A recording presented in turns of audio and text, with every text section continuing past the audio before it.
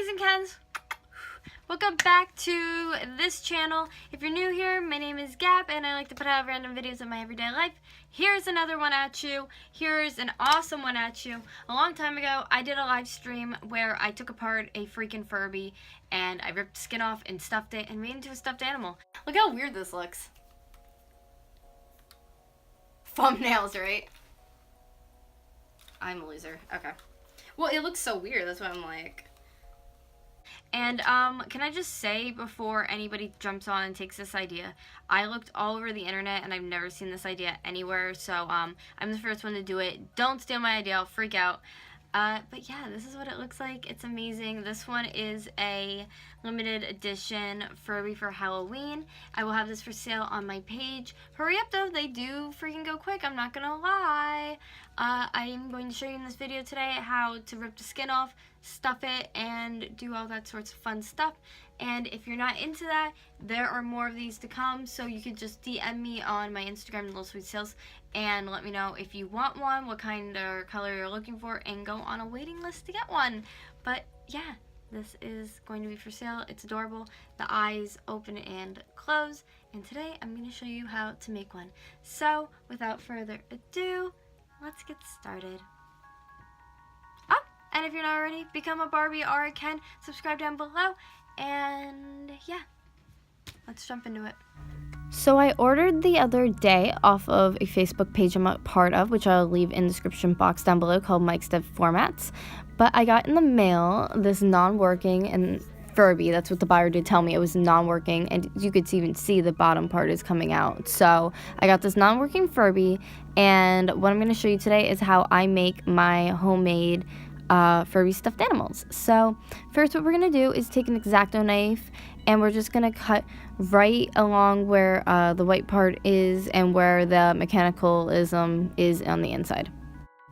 So once you have the fur separated from the mechanicalism part, this kind of gets tricky from here. You're going to want to rip upwards and get the little flaps out of the ears. The one part you will have to like cut apart and rip, and the other will just come easily at the top. And you'll keep that face plate in and rip apart the other one, which is right there. But we're going to have to get all of that face plate out and those little odds and ends right now.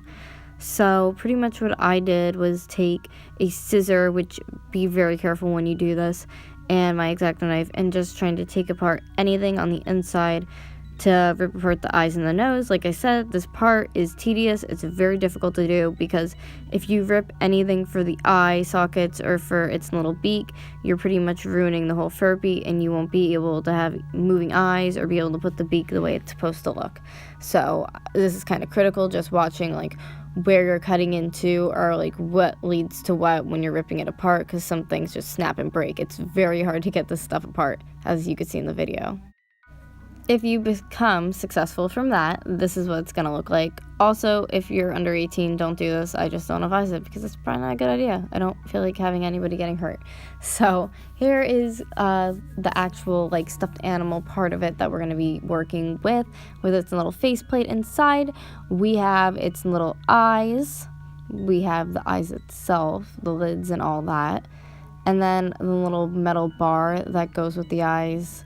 Whatever that little plate is that goes by them, like I guess a sensor by the eyes. And then I have my X-Acto knife, the beak, pieces for the beak. So I have everything together that we're gonna need to put kind of like the face back together and apart. And for the eyes, putting them back in, that took me a couple of shots just because I had to like put it into the Furby and see what it looked like, see if I had it like facing the right way.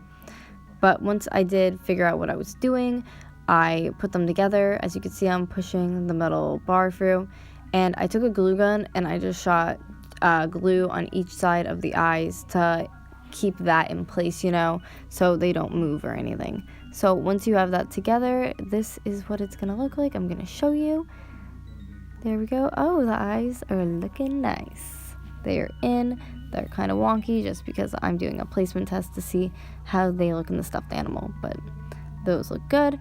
And like I said before, I sealed them with glue. I sealed the beak with glue and put it back together, and there they are.